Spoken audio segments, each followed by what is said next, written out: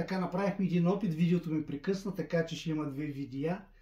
Наляхме тук малко зехтин, ето от ето е сусамово масло.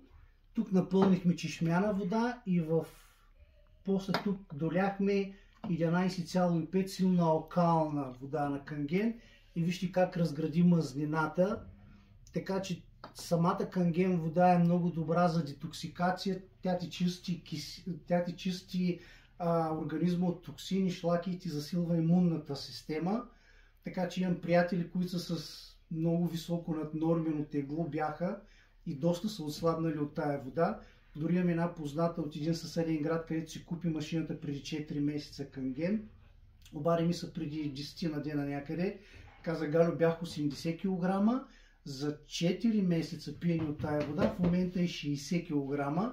20 кг е свалила за 4 месеца, по 5 кг на месец, което си е уникално от тая вода.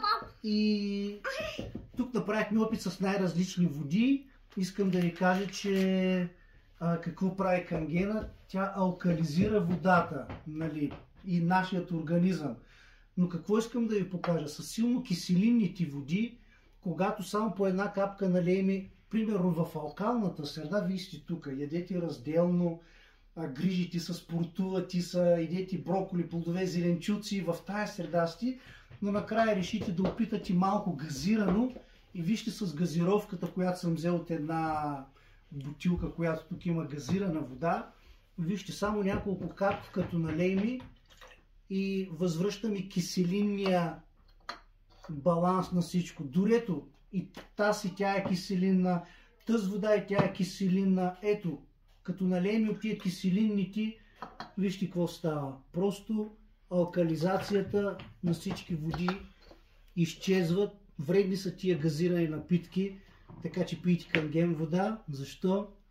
Тя е много добра за хора, които имат високо кръвно, нормализира кръвното. Ако имаш киселини, рефлукс, холестерол е много добра. Моята майка много добре спи от тая вода.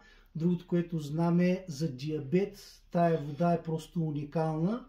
Ако искате, мога да ви правите видео, преведено от японски на български, как човек болен, който иска да му режат кръка заради диабет, който кръка му загрива, с алкалната вода на канген започва да пие в японските болници и кръка му се възстановява и тялото му се възстановява. И така че канген е нещо, което е много, много добро, но опитайте го, вижте, пробвайте.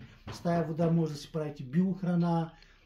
Един уред прави 7 вида води, където става за кожни проблеми, ако имате, може да готвите на децата си, да си правите кафе, да си взимате уреда с вас навсякъде, където ходите, да си го свързвате към чешмата. Това прави най-добрата алкална вода, която е много добра за нашето здраве. Така че за сега чао и до скоро!